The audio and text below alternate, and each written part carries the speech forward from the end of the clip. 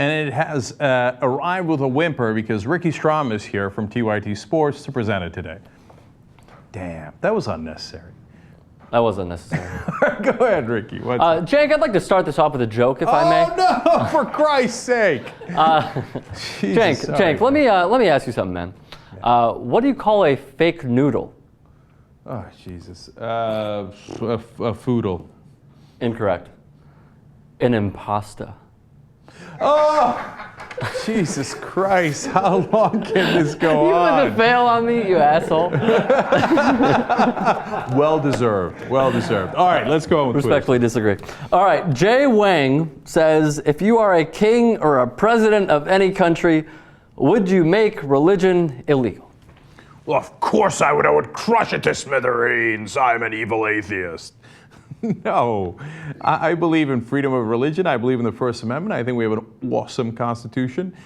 Look, if you try to outlaw religion, it wouldn't work anyway.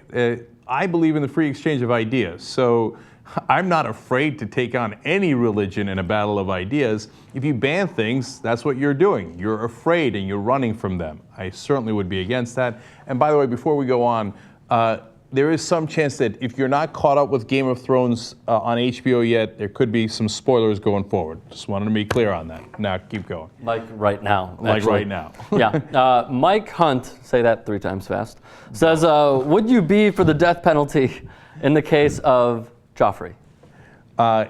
Most certainly. Now, look, I'm against the death penalty in practice. That's because we keep killing the wrong people. It's a bit of a problem with the death penalty.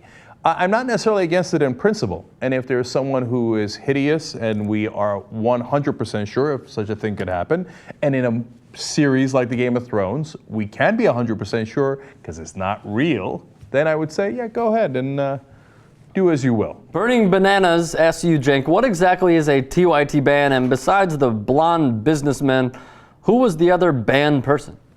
It's not a blonde businessman. It's a blonde and a businessman. Okay. There's no need to be goofy and not say their names. Ann Coulter is banned and Donald Trump is banned.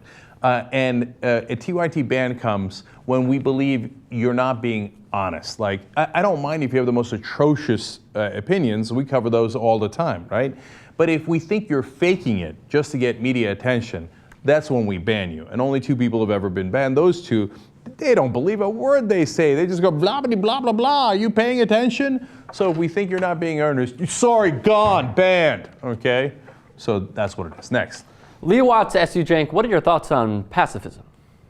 Opposed to it. I'm for war. My name means war. Cenk literally means war. No, look, it depends, man. So if Canada invaded us and they were about to take over New Jersey, I would not be a pacifist. I would fight back, right? It also doesn't mean that we should go into random countries and attack them for no reason like we did in Iraq. Bounds of reason. Next. Dr. Harry asks you, whose idea was the TYT 140 feature? It's pure genius. Did it come from the recent TYT member survey? Good question. Dr. Harry, that is an excellent question because the genius who came up with TYT 140 was me. Sorry. Okay, look, they did a great job on that, and they've developed it without my help or input. It's Malcolm, it's Amir, it's Steve, and Dave Rubin, obviously, who's hosting, and they've done a terrific job with it.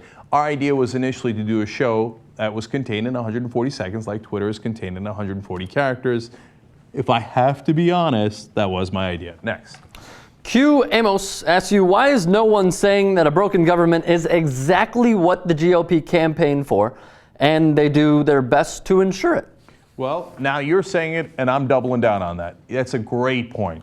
What people don't recognize is that broken government is not because, oh, the 2 sides have both become extreme and they cannot work together. We have no more civility. No, the Republicans broke the government because that was their intention. They don't believe in government. They don't want to pass any regulation. They don't want to control the bankers and everyone else that's out of control that actually give them the money to do that. So they broke it on purpose. You're absolutely right. Next. Joey Ruotulo asks you, Cenk, have you spoken with Professor Trisha Rose since current TV ended? She should guest host. I like that random shout out to Professor Rose.